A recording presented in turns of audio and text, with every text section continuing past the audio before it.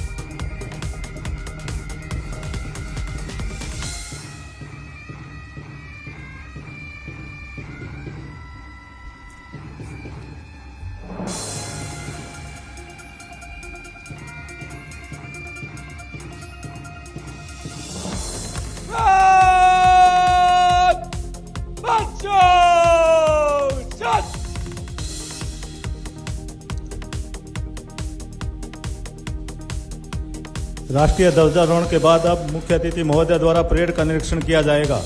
समूची परेड के कमांडर वर्ष 2021 बैच के IPS ASP Shri Shubham Singh parade को आवश्यक दिशा निर्देश देने के उपरांत मुख्य अतिथि से अनुरोध करने के लिए आ रहे हैं।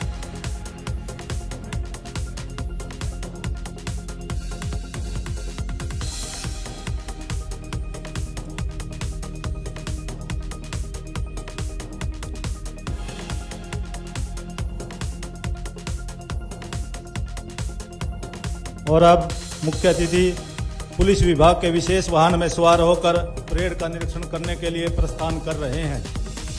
इनके साथ ADGP law and order Shri Mamta Singh ji और समूची परेड के कमांडर एएसपी श्री शुभम सिंह एक गरिमामयी उपस्थिति के साथ 75वां गणतंत्र दिवस बहुत ही शान के साथ आसमान की बुलंदियों पर लहराता हुआ सबसे प्यारा सबसे न्यारा हमारा तिरंगा मंद मंद बहते हवा के ये झोंके नील गगन में विचरण करते हुए पंछी भी आज राष्ट्रीय ध्वज को सलामी देते हुए प्रतीत हो रहे हैं।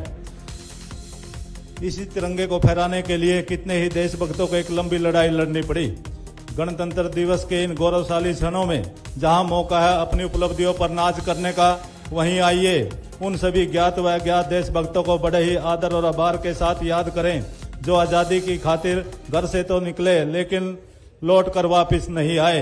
उन्हीं शहीदों के बलिदान की बदौलत हमने आज़ादी पाई। हमें भारत रत्न डॉक्टर भीमराव अंबेडकर द्वारा रचित अपना एक संविधान मिला जो कि दुनिया का सर्वश्रेष्ठ संविधान कहलाया। ऐसे महान व्यक्तित्वों स्वतंत्रता सेनानियों को मैं कोटि कोटि नमन करता हूं और अपनी भावभीनी श्रद्धांजलि अर्पित देता हूं।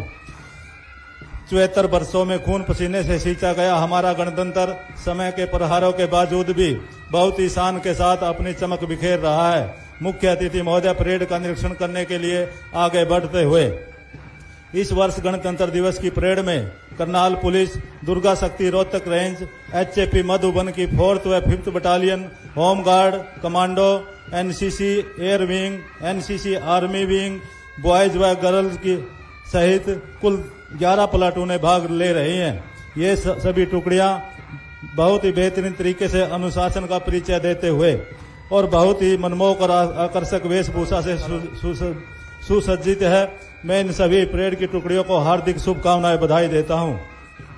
गणतंत्र दिवस में फिर उसी जोश और जज्बे और साहस के साथ शामिल हुई ये टुकड़ियां एक दूसरे से बढ़कर दिखाई दे रही हैं। इन जवानों के चेहरे पर देशभक्ति की भावना स्पष्ट झलक रही है। हमें देश के इन कर्णधारों पर हमेशा गर्व रहा है और रहेगा। गणतंत्र दिवस की गौरवशाली परंपरा को निभाते हुए माननीय मुख्य अतिथि महोदय परेड निरीक्षण के बाद मंच की ओर अग्रसर होते हुए आजाद भारत की यह शानदार परंपरा जिसे हम हर साल निभाते हैं क्योंकि हमें अपने भारतवर्ष से बेहद प्यार है। आखिर भारत सिर्फ एक जमीन के टुकड़े का नाम नहीं, भारत तो वो विचार है जिसमें इंसानियत जन्म लेती है। भारत तो वो भाषा है जो प्रेम से पैदा होती है। भारत तो ज्ञान है जो आदमी को भगवान बनाता है। आइए हम इसी ज्ञान के बल पर विकास की नई मंजिलें, नए आयाम स्थापित करते हुए आगे बढ़ें, क्योंकि यही विकास हमारे शहीदों के सपनों को पूरा करता है। उनके सपने पूरे किए बिना सो जाना हमारी फितरत नहीं, आखिर एक लंबा सफर तय करना भी बाकी है। आज अपनी बारी रखो, कल उसकी बारी रखो, मंजिल जरा कुछ दूर है, कारवा अभी जारी रखो। माननीय मुख्य अतिथि महोदय, परेड निरीक्षण के बाद मंच पर उपस्थित अब परेड कमांडर परेड को विश्राम का आदेश देंगे। उसके बाद माननीय मुख्य अतिथि महोदय का शुभ संदेश होगा।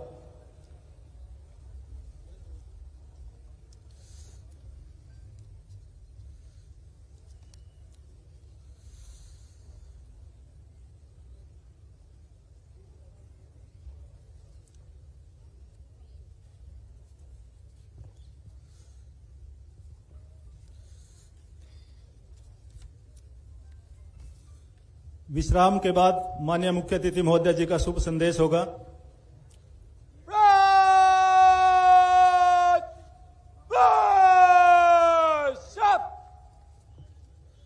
अब मैं गणतंत्र दिवस समारोह के मुख्य अतिथि एवं हरियाणा के यशस्वी मुख्यमंत्री माननीय श्री मनोहर लाल जी से अनुरोध करता हूं, आज के पावन अवसर पर प्रदेशवासियों के नाम अपना शुभ संदेश देकर हम सबको कृतार्थ करें। माननीय मुख्य अतिथि महोदय जी। भारत माता के, भारत माता के जय। आज के इस समारोह में उपस्थित सभी हमारे नागरिकगण, हमारे शहीदों के परिवारों के परिवारजन, हमारे सेनाओं के और पुलिस के नौजवानों, अधिकारीगण, पत्रकार छायाकार मित्रों, जैसा आज हमको मालूम है कि देश और दुनिया में अपने देश का 75वां गणतंत्र दिवस 26 जनवरी का ये कार्यक्रम, इसमें सब और इस समय लोग इस उत्सव को मना रहे हैं। ये 75वां गणतंत्र दिवस 26 जनवरी 1950 को देश में पहला गणतंत्र दिवस मनाया गया। हमको जैसे ध्यान में है कि देश की आजादी तो 15 अगस्त 1947 को हमको मिल गई थी, लेकिन आजादी में हम स्वतंत्र हुए थे। पराधीनता, प्रतंत्रता की बेड़ियां हमने तोड़ी थी, अंग्रेज का शासन समाप्त हुआ था, लेकिन हमको हमारा लोकतंत्र और गणतंत्र, ये हमारे संविधान ने डॉक्टर बाबा साहब अम्बेडकर जी के द्वारा 26 नवंबर 1949 को यह गणतंत्र दिवस का एक प्रकार से संविधान का प्रारूप तैयार हो गया था, लेकिन इसको लागू किया गया 26 जनवरी 1950 को। देश में लोकतंत्र आया, देश में गणतंत्र आया। ये दो अलग अलग शब्द हैं मित्रों, समझने की जरूरत है कि लोकतंत्र, डेमोक्रेसी, दुनिया के कुछ देश इस शासन व्यवस्था से परिचित है। शासन तंत्र अलग अलग प्रकार का है। दुनिया के कुछ देश गणतंत्र हैं, रिपब्लिक हैं। जहां तक लोकतंत्र का विषय है, वहां राष्ट्राध्यक्ष का चुनाव नहीं होता, बल्कि शासन अध्यक्ष का चुनाव होता है। उदाहरण के तौर पर इंग्लैंड। और जो केवल गणतंत्र होता है, वहां राष्ट्राध्यक्ष और शासन अध्यक्ष एक ही होता है, उसी का चुनाव होता है, वही शासन करता है, जैसे अमेरिका। लेकिन हमारे संविधान निर्माताओं ने इन बातों का ध्यान रखा कि इंग्लैंड से लोकतंत्र प्राप्त किया, अमेरिका से गणतंत्र प्राप्त किया, और हम लोकतांत्रिक गणतंत्र बने। हमारे यहां जो शासनाध्यक्ष है और राष्ट्राध्यक्ष है, राष्ट्रपति जी का भी चुनाव होता है और प्रधानमंत्री जी का भी चुनाव होता है। इंग्लैंड की तरह राजा या रानी हमारे यहां परंपरागत वंशागत राज्य नहीं करते हैं। और अमेरिका की तरह केवल प्रेसिडेंशियल फॉर्म, वहां प्रधानमंत्री नहीं होता, वो दोनों ही शक्तियां एक ही हाथ में होती हैं। हमने सोच समझ करके अपने देश में दोनों व्यवस्थाओं का चेक एंड बैलेंस रखा। यहां जनता का भी शासन है, यहां संविधान का भी शासन है। कभी कभी जनता के शासन में कुछ बातें जनहित के विरुद्ध में भी कई बार शासन अध्यक्ष ले सकते हैं, लेकिन हमारा संविधान उन चीजों का बैलेंस रखता है। चेक एंड बैलेंस के कारण से लोकतंत्र और गणतंत्र मिलकर के ये भारतवर्ष का अनूठा एक शासन तंत्र है। इस बात को हमको ध्यान रखना चाहिए भाइयों बहनों। देश हमारा आजाद हुआ, आजादी के बाद हमारे यहां के चाहे वो प्रतिभाशाली वैज्ञानिक थे, हमारा अन्नदाता किसान है, मेहनतकश कामगार है, हमारे देश की जनता ने मिलकर के इस देश को दुनिया की एक बहुत बड़ी शक्ति और ये बनाया है। इस स्वतंत्रता सेनानियों को भी आज के इस दिन, जिन्होंने देश की आजादी के अंदर भाग लिया, और चाहे उसके बाद 1962 में, 1965 में, 1971 में कारगिल युद्ध में हमारे कितने ही वीर सैनिक शहीद हुए, मैं आज इस अवसर पर उन सब के चरणों में अपनी श्रद्धांजलि अर्पित करता हूं। आज का यह अवसर मेरा सौभाग्य है कि करनाल में पहली बार गणतंत्र दिवस मनाने का मुझे अवसर मिल रहा है। करनाल की धरती, करनाल के लोग मेरे प्रिय लोग हैं। ये दानवीर कर्ण की धरती बहुत कुछ अपने आप में समेटी हुई है। यहां पर दानवीर कर्ण का इतिहास के बारे में तो हम जानते ही हैं। आज भी हरियाणा में और देश में प्रगति के रास्ते पर चलने वाला, चाहे वो किसान हो, गेहूं का किसान हो, गन्ना का किसान हो, चाहे एनडीआरआई का संस्थान हो, इन सब के माध्यम से हम देश की सेवा कर रहे हैं। हमारी बेटी कल्पना चावला एक वैज्ञानिक, एक अंतरिक्ष वैज्ञानिक के नाते से उसने अपनी जान बाजी पर लगाकर और देश के इस स्पेस के मिशन में आगे बढ़ने का काम किया। वो भी एक स्मरणीय इस प्रकार का एक काम रहेगा हमेशा। हमारे यहां विश्वविद्यालय, चाहे वो पंडित दीनदयाल जी उपाध्याय का यानी मेडिकल विश्वविद्यालय हो, अथवा महाराणा प्रताप जी के नाम से अंजनथली में हमने और बागवानी का विश्वविद्यालय बनाया हो, इसके माध्यम से भी अपने प्रदेश की और देश की सेवा कर रहे हैं। भाइयों बहनों, आज का ये गणतंत्र दिवस हमारे लिए एक बहुत बड़ा उमंग का विषय है, उत्साह का विषय है, स्वाभिमान और सम्मान का विषय है। संस्कार भी इसमें हमको मिलता है। अपने निजी स्वार्थों से ऊपर उठकर देशभक्ति, राष्ट्रभक्ति के नाते से हम अपने आप को आगे बढ़ाते हैं। भाइयों बहनों, इस नाते से जो देश का गणतंत्र ये 1950 में लागू तो हुआ, लेकिन वर्षों तक इस गणतंत्र का आभास हमारे देश की जनता को हो नहीं पाया। अगर ये जनता का शासन है, जनता द्वारा है, जनता के लिए है, कहने को सब कहा गया, लेकिन प्राचीन समय से यानी देश की आजादी के बाद लगभग 60 साल तक हमारे देश के लोगों को गणतंत्र का लाभ नहीं हुआ, बल्कि यहां भी एक परिवार के नाते से इस देश की शासन व्यवस्था को फंसा कर रखा गया। ये तो संयोग है कि उस परिवार का जो शासन के नाते से वर्चस्व बना हुआ था, 1975 और 1977 के बीच में जो आपातकालीन लगी, उस आपातकालीन के अत्याचारों ने देश की जनता को जागरूक किया और पहली बार वास्तव में गणतंत्र क्या होता, जनता की भागीदारी क्या होती है, जब शासन व्यवस्था बदली, तब इस गणतंत्र का लोगों को आभास हुआ कि देश में शासन की व्यवस्था के माध्यम से हम अपना भविष्य ये बना सकते हैं। तो इस प्रकार से जो ये कांग्रेस का जो वंशागत राज था, उसको समाप्त करने की परंपरा ये उस समय शुरू हुई है। भाइयों बहनों, लगातार देश ने प्रगति की। इन 76 वर्षों में देश के अंदर कृषि के नाते से यानी हरित क्रांति हुई। देश के सारे यानी जनता को उसका भरण पोषण करने का काम विशेष तौर पर हरियाणा और पंजाब, उत्तरी भारत से के किसानों ने करके दिखाया। देश के अंदर उन्नत प्रौद्योगिकी, इसका भी बहुत विकास और विस्तार हुआ। हमारे यहां मिसाइलें बनने लगी, सूर्ययान आदित्य का जो हमने L1 का एक सूर्य की परिक्रमा करने के लिए जो वैज्ञानिकों ने इतना बड़ा उपक्रम किया, इसी प्रकार चंद्रयान के नाते से दक्षिणी ध्रुव के ऊपर पहली बार भारत द्वारा भेजा गया चंद्रयान, और वो आज भी चंद्रमा की फोटो ले रहा है। तो इस प्रकार से देश ने 70 साल में बहुत उन्नति की है, और उस उन्नति के माध्यम से हम आज निरंतर आगे बढ़ रहे हैं। अगर मैं पिछले 10 वर्षों की बात करता हूं तो इस देश की एकता अखंडता को मजबूत करने के लिए बहुत से पग उठाए गए।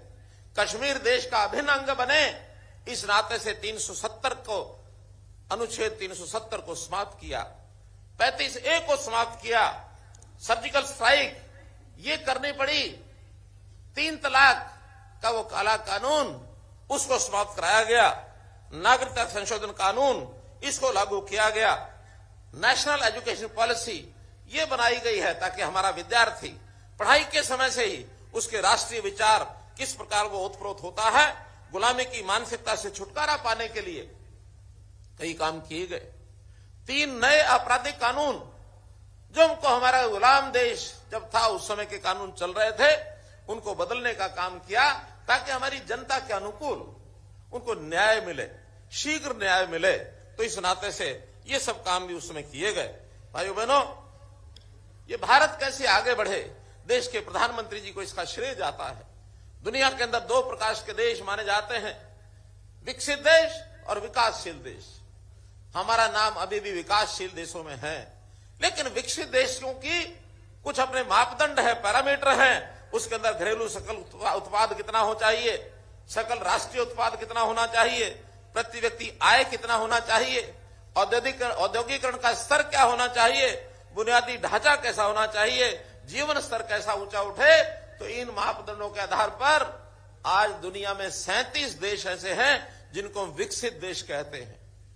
हमारा देश आजाद हुए 76 साल हो गए, हम भी इस तैयारी में लगे हैं कि अपना देश की आजादी के 100 साल पूरा होते ही 2047 में कैसे विकसित देशों के श्रेणी में आ जाए, उसके लिए निरंतर प्रयत्न किए जा रहे हैं।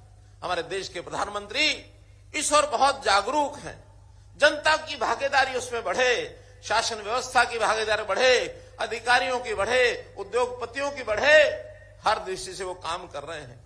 हमने देखा कि जनता के अंदर एक इस प्रकार की भावना पैदा करने के लिए अभी विकसित भारत संकल्प यात्रा ये शुरू की गई 30 नवंबर से, और कल 25 जनवरी तक लगातार, और ये यात्रा जो है इसको चलाया गया है। और इसमें देश के सभी गांव, शहरों के सभी वार्ड, सबके अंदर जनता की भागीदारी की गई, और जो राष्ट्रीय स्तर की जितनी योजनाएं, जितने भी सेवाएं, ऐसे ही हमने प्रदेश स्तर की योजनाएं और सेवाएं उनको इसमें जोड़ा। हर किसी वंचित व्यक्ति को, जरूरतमंद आदमी को उसी स्थान के ऊपर उन सेवाओं का लाभ मिले। करोड़ों लोगों को इस प्रकार के लाभ दिए गए, और इस प्रकार ये जो विकास यात्रा चलाई गई, देश के अंदर एक नई जागृति पैदा हुई है। अपने देश की आर्थिक व्यवस्था, अपने लोगों की, समाज की सब व्यवस्थाएं आगे बढ़े। मोदी जी ने विशेष तौर पर एक जो विशेष रथ का आयोजन किया, और उस पर मोदी जी की गारंटी, इस मोदी जी की गारंटी की भी गारंटी उन्होंने हमको दी है। आने वाले 2047 तक अपना देश विकसित देशों में शामिल हो जाए, विकसित देशों के अंदर हमारी अर्थव्यवस्था अच्छी हो जाए। वैसे तो अभी 2024 का जो नया आंकड़ा आ रहा है, हम दुनिया के 5 बड़े देशों में शामिल हो गए अर्थव्यवस्था के नाते। चाहे वो सबसे बड़ी अर्थव्यवस्था मानी जाती है चाइना की और अमेरिका की, उसके बाद अगर मानी जाती है जापान और जर्मनी की, और इसके बाद भारतवर्ष की।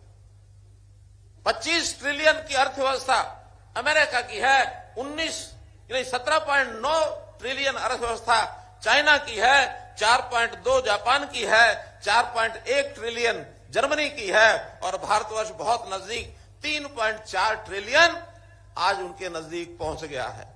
कुछ लोगों के अनुमान तो ये है कि अभी ये 2022 के मैं आंकड़े बता रहा हूं, 2024 में भारतवर्ष ने और 2 देशों को कवर कर लिया, जापान और जर्मनी को, और अब तीसरी व्यवस्था भी 2024 के आंकड़े में अनुमान लगाया जा रहा है। मैं देश के प्रधानमंत्री जी को इस मंच से उनका आभार प्रकट करता हूं, धन्यवाद देता हूं कि अपने देश को किस दिशा में, एक उचित दिशा में आगे बढ़ने के लिए उन्होंने प्रेरणा दी है और हम दुनिया के सिरमौर प्रयास से देश के अंदर आगे बढ़े, ऐसा प्रयत्न किया जा रहा है। भाइयों बहनों, हरियाणा भी इसमें पीछे नहीं है। हरियाणा में अपने स्तर पर पिछले 9 वर्षों में बेहतरीन रिकॉर्ड ये बनाए हैं और उन बेहतरीन रिकॉर्ड्स में कई प्रकार की योजनाएं, व्यवस्थाएं तो देश के दूसरे प्रांत वो भी हमारा अनुसरण कर रहे हैं कि कैसे वो आगे बढ़े। विशेष तौर पर हमने शिक्षा में मापदंड एक रखा, एक मैपिंग कराई कि 20 किलोमीटर के अंदर एक कॉलेज अवश्य होना चाहिए जहां हमारे बच्चे बच्चियां वो पढ़ाई के लिए जा सकें। किसी भी बेटा बेटी को 10 किलोमीटर से ज्यादा और वो सफर न करना पड़े, ताकि सुविधा पूर्वक अपनी शिक्षा घर के नजदीक वो ले सके। सरकारी स्कूल के बच्चों को 5 लाख टेबलेट दिए। आज विज्ञान के युग में आईटी के माध्यम से उनकी शिक्षा घर बैठे वो हो सके। कोविड का ऐसा समय था जिसने इस उपलब्धि को हमारे से कराया है। वास्तव में तो वो एक दौर ऐसा था, नए प्रयोग करने का हमको बहुत बड़ा एक साहस उसमें मिला और हमने हिम्मत की। उसी का परिणाम ये 5 लाख, जो कि हरियाणा ही एक ऐसा प्रदेश है इतनी बड़ी संख्या में बच्चों को स्कूल टेबलेट हमने दिए। इसी प्रकार संस्कृति मॉडल स्कूल, सामान्य स्कूलों को संस्कृति मॉडल स्कूल में बदला जाए। अभी 500 संस्कृति मॉडल स्कूल चल रहे हैं और ये गति हर वर्ष धीरे धीरे बढ़ेगी ताकि अच्छी शिक्षा का प्रबंध हम सरकारी स्कूलों में करा सकें। इसी प्रकार मैं स्वास्थ्य की यदि बात करता हूं, हमने चाहे एलोपैथी हो चाहे आयुर्वेद हो, हर दृष्टि से स्वास्थ्य की जितनी व्यवस्थाएं, इंफ्रास्ट्रक्चर, इसको आगे बढ़ाया है। हमने घोषणा की थी कि हर जिले में एक मेडिकल कॉलेज होना चाहिए। आज आपको बताते हुए मुझे खुशी हो रही है कि जो 2014 में मात्र 6-7 मेडिकल कॉलेज थे, आज वो उनकी संख्या 15 मेडिकल कॉलेज तो जो चल रहे हैं और 11 मेडिकल कॉलेज ऐसे हैं जो अभी निर्माणाधीन हैं और जो अभी व्यवस्था के अंतर्गत जो विचाराधीन यानी जिनकी जमीनें ले ली गई हैं और उसका शिलान्यास करके उन सबको भी आने वाले समय में 26 मेडिकल कॉलेज के माध्यम से, और ये एमबीबीएस के स्टूडेंट की संख्या जो 2004 में मात्र 700-750 थी, अब वो 3500 संख्या हर वर्ष डॉक्टर दाखिल होंगे और डॉक्टर जो हैं परीक्षा के लिए आएंगे, प्रवेश करेंगे, परीक्षा देंगे और अच्छे डॉक्टर बन करके अपने प्रदेश और देश की सेवा करेंगे। आवश्यकता पड़ने पर बहुत से डॉक्टर विदेश जाने की भी इच्छा रखते हैं, विदेश भी जा सकते हैं। मुझे अभी पिछले दिनों हमारे साउथ अफ्रीका, तंजानिया की कमिश्नर वो मिली थी, हाई कमिश्नर। अब उन्होंने कहा कि हमारी आबादी हरियाणा की आबादी लगभग बराबर है, लेकिन वहां केवल 2 मेडिकल कॉलेज है। हमने बताया कि हमारे यहाँ 15 तो चल रहे हैं, आने वाले समय में 26 हो जाएंगे। उन्होंने कहा हम अपने बालकों को भी मेडिकल की एजुकेशन शिक्षा लेने के लिए हरियाणा में भेजने का और एक एमओयू करना चाहते हैं। विदेशों के छात्र भी यहाँ पढ़ने के लिए हरियाणा एक शिक्षा का हब बनता जा रहा है और इस नाते से यहाँ विदेशों से भी छात्र आने के लिए तैयार हैं। इसी प्रकार हमने चिरायु, आयुष्मान 1 करोड़ कार्ड ये अपने हरियाणा के नागरिकों को बांटे हैं। निरोगी योजना, इसकी व्यवस्था हमने की है। इसी प्रकार आयुर्वेद में भी हम वेलनेस सेंटर्स ये खोलने जा रहे हैं ताकि व्यक्ति को रोग न लगे, निरोगी रहे। इलाज का विषय तो बाद में आता जब आदमी बीमार होता है, अन्यथा बीमार न हो, इस ओर भी हम प्रिकॉशनरी जितने भी कदम हैं उनको हम उठा रहे हैं। जहां तक सुरक्षा का विषय है, विशेष तौर पर महिला सुरक्षा, महिलाओं की संख्या पुलिस में बढ़ाई जा रही है। महिलाओं के थाने हमने इस समय 33 थाने चल रहे हैं। साइबर क्राइम इसको रोका जाए, 29 थाने इस समय साइबर क्राइम के हमने नए खोले हैं, क्योंकि ये भी एक समस्या बहुत बढ़ती जा रही है। इसको कंट्रोल करना हमारा काम है, हम करेंगे। इसी प्रकार डायल 112, किसी भी व्यक्ति को प्रदेश में कहीं भी कोई कठिनाई आती है, 7 से 8 मिनट एवरेज एक व्यक्ति, एक गाड़ी उस व्यक्ति के पास पहुंच जाती है ताकि उसको सुविधाजनक तरीके से सहायता मिल सके। नशा तस्कर, इनके खिलाफ हमने कार्रवाई की है। 1300 नशा तस्कर ये सलाखों के पीछे हमने डाले हैं।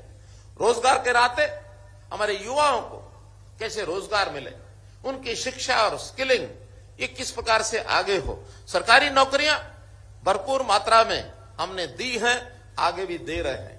जैसा मैंने पहले भी बताया है कई बार कि 9 वर्षों में 1,10,000 नौकरियां हम दे चुके हैं। 60,000 पक्की नौकरी वो इन्हीं कुछ दिनों में ग्रुप सी और डी की होने वाली हैं। और एक मिशन 60,000 के नाते से हमने प्राइवेट नौकरियां एचकेआरएन के माध्यम से विदेश जाने वाले भी नौकरी लेने वाले उसका भी हमने प्रावधान किया है। किसान मित्र, वन मित्र, इस प्रकार से इन कामों के लिए भी हम उनका उपयोग करेंगे। तो इस प्रकार हमने बीपीएल के लिए नौकरियों में गरीब आदमी को रोजगार कैसे मिले इसकी विशेष व्यवस्था की है कि जो लेवल 1,20,000 का था उसको 1,80,000 रुपया वार्षिक आय कर दिया है ताकि और लोग उसमें दायरे में आकर के उसका लाभ उठा सके। ईज ऑफ डूइंग बिजनेस, इसमें हम टॉप अचीवर्स में हरियाणा जो है पहुंच गया है। इसी प्रकार एमएसएमई में भी देश में हमारा 3रा स्थान है। विश्व की 400 फॉर्चून कंपनीज ये गुरुग्राम में आ गई हैं। गुरुग्राम में भी एक व्यवसाय का, एक नौकरियों का स्कोप जो है बहुत बड़ा है और हमारा जो निवेश है वो लगातार बढ़ रहा है। चाहे वो गुड़गांव, दिल्ली के आसपास एनसीआर एरिया अथवा पंचकुला अथवा करनाल अथवा पानीपत, सोनीपत, हिसार में नए एयरपोर्ट के कारण से भी बहुत से ऐसे विषय और वो हमारे ध्यान में आ रहे हैं। अभी हमने देश के अंदर बहुत बड़े जो स्थान प्राप्त किए हैं, खाद्य भंडारण, इसमें हमारा देश में 2रा स्थान है। पढ़ी लिखी पंचायत वाला हमारा एकमात्र प्रदेश ये हरियाणा बना है। देश में खेलों में सर्वाधिक पदक ये हरियाणा लेकर के आता है। ओलंपिक और अंतर्राष्ट्रीय खेल प्रतियोगिता में जीतने वाले जो खिलाड़ी हैं उनको 6 करोड़ रुपए की राशि देने वाला हरियाणा एकमात्र प्रदेश है। देश में सर्वाधिक सामाजिक सुरक्षा पेंशन 3,000 रुपया प्रति मास, ये हरियाणा एकमात्र ऐसा प्रदेश है। तो मित्रों, स्वाभिमान के नाते, सुशासन के नाते, सेवा के नाते, जिसको मैं 7S, एक 7 स्टार मॉडल हरियाणा विकास का, शिक्षा, सुरक्षा, स्वास्थ्य, स्वाभिमान, स्वावलंबन, सुशासन और सेवा, इस माध्यम से हम लगातार आगे बढ़ रहे हैं। हमारे यहां सुशासन के नाते हमने व्यवस्थाएं इतनी अच्छी अपनी आर्थिक व्यवस्थाएं की हैं कि प्रति व्यक्ति आय आज पूरे देश में बड़े राज्यों में सर्वाधिक हरियाणा की 2,96,685 रुपया प्रति व्यक्ति आय हो गई है पिछले वर्ष में। ऐसे ही हमने खिलाड़ियों को प्रोत्साहन देने के लिए 1100 नई नर्सरीज ये खोली हैं। इससे भी हमारे युवकों का वो स्वाभिमान, सुशासन के नाते से मन प्रसन्न होता है। देश की जीडीपी में साइज हमारा 1.4% है आबादी यानी एरिया का, लेकिन हम जीडीपी के अंदर 4% का योगदान करते हैं। मित्रों, प्रति व्यक्ति जीएसटी संग्रहण ये सारे देश में हमारा सर्वाधिक है। आज 35,000 रुपया जो सर्वाधिक है हमारा प्रति व्यक्ति जीएसटी कलेक्शन होता है। हम अपने देश का और केंद्र के नाते केंद्र सरकार को भी उसका 50% का हिस्सा हमको देना होता है, वो भी हम बखूबी उसमें बहुत बड़ा कंट्रीब्यूशन ये सब कर रहे हैं। हमारा हरियाणा तकनीक में और तरक्की में दोनों में आगे है। हरियाणा का जवान सेना में आगे है, हरियाणा का किसान खेती में आगे है, हरियाणा का पहलवान खेलों में आगे है। इन्वेस्टमेंट से लेकर इनोवेशन तक हर क्षेत्र में हम आगे हैं। हम देश को आगे ले जाने में अपना भरपूर योगदान दे रहे हैं। भाइयों बहनों, गणतंत्र का अर्थ होता है कि जनता की भागीदारी और जनता को उसके घर बैठे सेवाएं देना। हमने परिवार पहचान पत्र बनाकर जनता के घर तक पहुंचने का जो कार्यक्रम किया है, ये है हरियाणा में वास्तव में लोकतंत्र। लोकतंत्र केवल कहने का विषय नहीं है। लोकतंत्र में, गणतंत्र में, गण यानी जनता, तंत्र माने शासन। लोकतंत्र में भी लोक यानी जनता, यंत्र माने शासन। तो वास्तव में लोगों की भागीदारी, उनके घर तक पहुंचने का हमारा जो काम, इसके लिए हमने बहुत से जो कार्यक्रम किए हैं। हमने पंचायतों को और अधिक दिए हैं, अधिकार दिए हैं और पंचायतों में शुचिता लाने के लिए ई टेंडरिंग के हमने की व्यवस्था की है। किसानों को मुआवजा, फसल के पैसे उसके घर में, उसके खाते में पहुंच जाए। वास्तव में यही तो गणतंत्र है, उसको धक्के ना खाने पड़े। इसी प्रकार लालडोरा मुक्त गांव, शहरी दुकानदारों को मालिकाना हक, यही तो गणतंत्र है।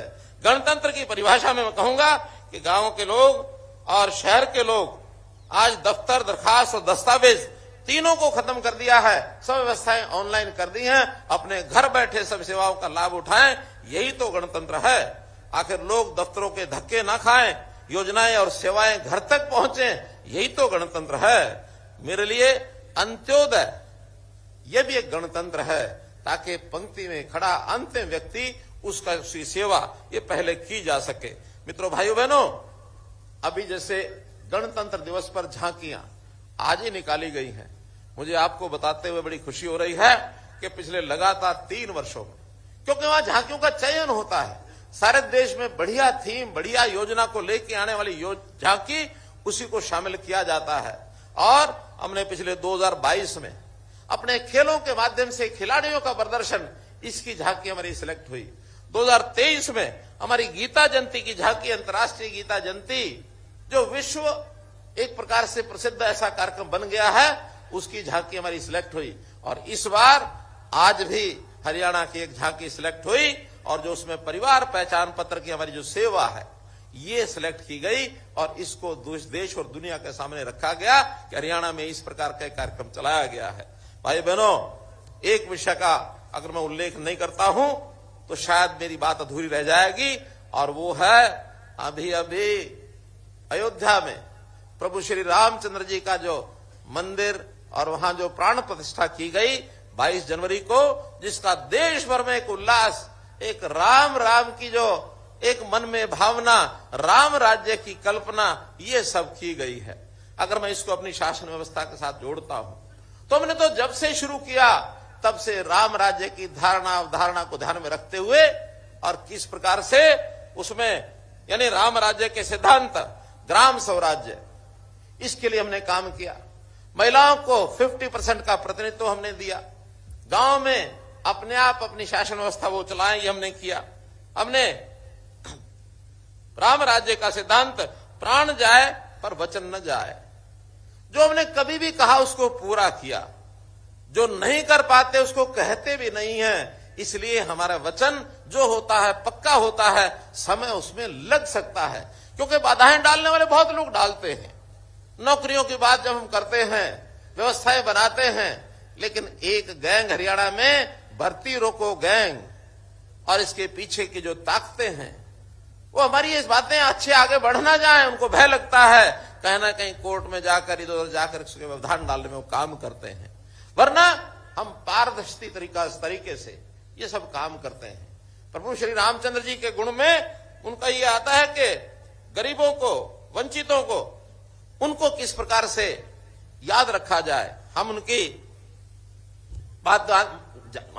बात को जानते हैं, जैसा कि जिस प्रकार से शबरी के पास वो गए, शबरी के बेर, ये कहानी हमने सुनी है। निषाद राज को उन्होंने अपना मित्र बनाया, गरीब परिवारों के अंदर जाकर के किस प्रकार से अपने संबंध बनाते थे। तो हम भी उसी हिसाब से अंत्योदय की भावना से, चाहे गरीब का परिवार, उसको 5 अंक अलग से देकर और उसको अपना भागीदार बनाया जाए शासन व्यवस्था में, उसके घर में हर प्रकार से सहायता पहुंचाई जाए, चाहे राशन है, चाहे उसके लिए घर की व्यवस्था है, चाहे बिजली के बल्ब की व्यवस्था है, चाहे नल से जल की व्यवस्था है, चाहे गैस सिलेंडर की व्यवस्था है। गरीब परिवार को किस प्रकार से मुख्य धारा में लाना और कैसे उसकी सहायता जो आवश्यकता उसको पूरा करना, ये हमारा उसी में से और एक विषय। महिलाओं के प्रति उनका जिस प्रकार का भाव रहता था, यानी देवी अहिल्या को उन्होंने किस प्रकार से पत्थर की मूर्ति को जीवंत कर दिया, किस प्रकार से उन्होंने महिलाओं के प्रति मन में एक भाव रहता था। उन्होंने मां की आज्ञा पालन करते हुए 14 वर्ष का वनवास लिया। उन्होंने सीता माता की सुरक्षा के लिए लंका को ध्वस्त किया। तो एक प्रकार से ऐसा माना जाता है कि महिलाओं का मान सम्मान आदर आज राम राज्य में उसी प्रकार से हो। दुख की बात तो यह है कि हमारे जो विपक्षी मित्र हैं इस प्रकार से बदनाम करने की कोशिश करेंगे, झूठी कहानियां बनाकर। अभी सिरसा के अंदर एक बहुत बड़ी कहानी बनाई गई कि महिलाओं के खिलाफ और इस प्रकार से अत्याचार हो रहे हैं। पता किया गया एक अध्यापक की शरारत से सारा समाचार घूम गया। कई दिन हमारे पुलिस के उसमें लग गए, सैकड़ों बच्चियों के साथ इंटरव्यू किया, अंतोगत्वा कुछ नहीं निकला। अभी पिछले दिनों में एक और उन्होंने इसी प्रकार की घिनौनी हरकत को सपोर्ट करना शुरू किया। यमुना पंचकुला की कोई घटना बताई गई, जबकि उसमें कोई तथ्य पाए नहीं गए हैं। अनोनिमस शिकायतें करके और बात को बतंगड़ को आगे बढ़ाना और उसके बाद लगातार बिना जांच के ये पॉलिटिकल पार्टियां और उसको लेकर के आगे बढ़ जाती हैं। केवल एक ही हेतु होता है कि किस प्रकार से सत्ता को बदनाम किया जाए। मित्रों, मैं आपको आपके माध्यम से मैं हरियाणा की जनता को विश्वास दिलाना चाहता हूं कि बच्चियों के साथ किसी प्रकार का अपराध होगा, 12 वर्ष तक की बच्ची के साथ अपराध हुआ, शोषण हुआ, तो उसको फांसी की सजा करने वाला हरियाणा पहला प्रदेश है। हम कहीं भी किसी प्रकार से अपनी मां बेटियों की रक्षा सुरक्षा करना, उनका सम्मान करना, ये हमारा पहला दायित्व है। मित्रों, भाइयों बहनों, सभी को न्याय मिले, किसी के साथ अन्याय न हो। भगवान राम ने यह भी किया, रावण को, आतताई को अन्याय के विरुद्ध बदला लेकर उसका वध किया। ऐसे ही हमने भी अन्याय किसी के साथ ना हो। अगर मैं देखूं तो नौकरियां मिशन पर देने के पीछे उद्देश्य यही है कि अच्छे बच्चे पढ़ाई वाले, उनके साथ अन्याय होता था और ये पर्ची खर्ची वाले आगे बढ़ जाते थे। बहुत विरोध के बावजूद आज हमने लागू किया कि नहीं, मेरिट के ऊपर ही नौकरी मिलेगी। हाँ, यदि कोई कमजोर परिवार का व्यक्ति है तो उसको 5% अंक अधिक दिए जा सकते हैं, सबको बता के दिए जा सकते हैं, छुप करके नहीं दिए जा सकते। तुमने एचकेआर में भी नौकरी गरीब परिवार को पहले देने का काम किया ताकि उसके घर का गुजारा ये चल जाए, किसी प्रकार से अपने पैरों पर खड़ा हो जाए। तो सबको न्याय देने के नाते से हमने चाहे ऑनलाइन ट्रांसफर हो, चाहे हमने करप्शन खत्म करने के लिए इतने कदम उठाए हैं, एंटी करप्शन ब्यूरो बनाया है। और आज धधकते हैं लोग, घबराते हैं कि कहीं पकड़ा ना जाऊं, कहीं मेरे खिलाफ कार्रवाई ना हो जाए। हमारे सब विभाग करप्शन को दूर करने के लिए और सजग हैं, उस नाते से आगे बढ़ रहे हैं। हमने कास्ट बेस्ड पॉलिटिक्स को खत्म किया, हरियाणा एक, हरियाणवी एक, इस नारे को हमने दिया। हमने क्राइम को खत्म करने के लिए हमारे पुलिस विभाग के लोग, अन्य एजेंसियों के लोग लगातार काम कर रहे हैं, जिसके ऊपर कोई समझौता कभी किया नहीं जाएगा। तो भाइयों बहनों, हरियाणा भी जो है इस नाते से पिछले 9.5 साल में अपने एक प्रकार से आगे बढ़ने की जो हमारे एक संकल्प है उसको लेकर के आगे चल रहे हैं। हाँ, आज के दिन मैं कुछ घोषणाएं भी करना चाहता हूं, छोटी बड़ी कुछ भी हो सकती है जनता के लाभ के लिए, जिसके अंदर सबसे पहले तो मकान के नाते से प्रधानमंत्री आवास योजना के बाद हमने मुख्यमंत्री शहरी आवास योजना के अंतर्गत एक विज्ञापन के माध्यम से लोगों से 2 प्रकार की उनकी इच्छा पूछी है। कोई प्लॉट सरकारी सहायता के माध्यम से, कुछ पार्टिसिपेशन प्लॉट होल्डर का होगा, कुछ सरकार का होगा, उस नाते से। और 1 लाख के लगभग लोगों ने अप्लाई किया है कि हमको प्लॉट छोटा मिल जाए, जो बेघर लोग हैं, गरीब लोग हैं। ऐसे ही मकान के नाते एक छोटा फ्लैट मिल जाए, ऐसे भी इतने ही लोग हैं जिन्होंने अप्लाई किया है। तो 1 फरवरी से 11 शहरों की उस योजना का पहला चरण है, 11 शहरों का पोर्टल खुलेगा, जिसके अंदर 30 गज का प्लॉट, उनको जो मामूली राशि है वो जमा करा करके उसमें भागीदारी कर सकेंगे। और इसको बहुत जल्दी हमने चिन्हित जगह कर ली है, उनको एक प्लॉट दिया जाएगा, बैंकों से लोन लेके दिया जाएगा। केंद्र सरकार और हरियाणा सरकार का अपना योगदान होगा ताकि वो थोड़ा पैसा लगा करके भी अपने प्लॉट पर अपना मकान बना सके। इसी प्रकार हमने गरीबों के लिए, किसानों के लिए और अटल कैंटीन खोली है। उन अटल कैंटीन में जो हरियाणा मार्केटिंग बोर्ड है, उस हरियाणा मार्केटिंग बोर्ड में अभी तक 25 मंडियों में ये कैंटीन चलती है, जो 5 महीने चलती है। अभी हमने तय किया है कि 15 और मंडियों में इस प्रकार की कैंटीन खोली जाएंगी और 5 महीनों के बजाय वो साल भर चलेंगी। अब साल भर के लिए 40 कैंटीन के अंदर, और ये व्यवस्था अगले महीने 1 फरवरी से शुरू हो जाएगी। ऐसे ही बिजली बिलों की व्यवस्था, बहुत बड़ी मांग थी कि 2 महीने के बिल की बजाय हर महीने बिल आना चाहिए। हमने पहले चरण में पायलट प्रोजेक्ट के तौर पर अभी 1 फरवरी से हिसार, महेंद्रगढ़, करनाल और पंचकुला, इन 4 जिलों में मासिक बिल आया करेगा 2 महीने की बजाय। तो उसमें 1 महीने में जो रीडर है, मीटर रीडर, वो जाएगा, और बीच में अगले अल्टरनेटिव महीने में जो कंज्यूमर है वो खुद अपने ऐप के माध्यम से, टेलीफोन के माध्यम से घर की रीडिंग को वो भेजेगा, ताकि व्यवस्था में सुधार भी रहे और लोगों को लाभ भी इसका मिले। करनाल के नाते से अभी हमने हॉकी स्टेडियम कैलाश नगर नगर निगम करनाल के अंदर उसका उद्घाटन 24 जनवरी को किया है। इसकी भी मैं आपको बहुत बहुत बधाई देता हूं करनाल वासियों को। 18 करोड़ का ये जो एक इंटरनेशनल लेवल का स्टेडियम, हॉकी स्टेडियम, इसका उद्घाटन हो गया है। इसके ऊपर आगे के कार्यक्रम हम करवा करके इसका लाभ उठा सकेंगे।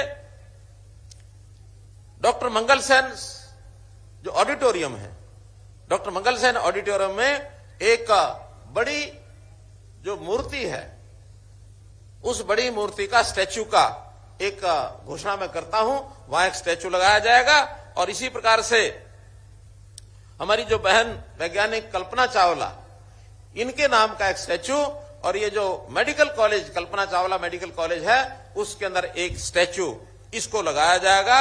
और मैं समझता हूं कि बहुत जल्दी हो सकता है 1 महीने के अंदर अंदर इन दोनों स्टैच्यू को लगाने का और हम प्रावधान करेंगे। मित्रों, हरियाणा के नाते से जो मैंने बातें बताई, हरियाणा का समाज बहुत ही परिश्रमी, पराक्रमी समाज है और पराक्रम और अपने मेहनत के साथ नए नए मापदंड खड़े करता है। मैं ऐसे 4 लोगों को बहुत बहुत अपनी ओर से बधाई देना चाहता हूं, जिनका नाम कल ही पद्मश्री की लिस्ट में आया है। उसके अंदर एक है कलाकार महावीर गुड्डू, उनको पद्मश्री से सम्मानित किया गया है। ऐसे ही सामाजिक कार्यकर्ता हैं सिरसा के गुरविंदर सिंह, वो एक ऐसा है बच्चों का जो दिव्यांग बच्चे हैं, उनकी सेवा का एक बहुत बड़ा प्रकल्प चलाते हैं। हालांकि स्वयं भी वो दिव्यांग हैं, उसके बावजूद एक सेवा का बड़ा काम वो करते हैं। उनको भी पद्मश्री से सम्मानित किया गया है। हमारे यहाँ कृषि वैज्ञानिकों की बड़ी श्रृंखला है, तो 2 कृषि वैज्ञानिक श्री हरिओम जी और श्री रामचंद्र सिहाग जी, इन दोनों को भी पद्मश्री से सम्मानित किया गया है। इन चारों को बहुत ही मैं बधाई देता हूं। अंत में आप लोगों से सबसे मैं अपील करूंगा कि हरियाणा के इस बढ़ते प्रगति के अंदर हम सब लोग भागीदार बने।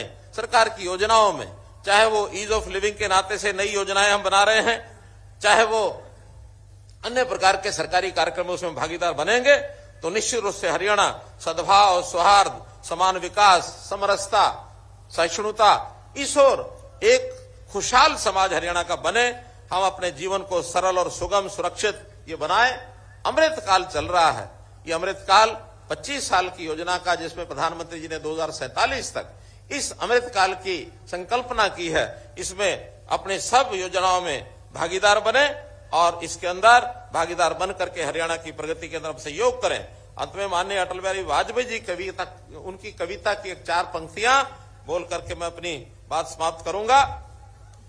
हम पड़ाव को समझे मंजिल, हम पड़ाव को समझे मंजिल, लक्ष्य हुआ आंखों से ओझल, वर्तमान के मोहजाल में आने वाला कल न भुलाएं, आने वाला कल न भुलाएं, आओ फिर से दिया जलाएं, आओ फिर से दिया जलाएं। मेरे साथ बोलेंगे, जय हिंद, जय हिंद, जय हिंद, जय हिंद, जय हिंद, जय हिंद। धन्यवाद।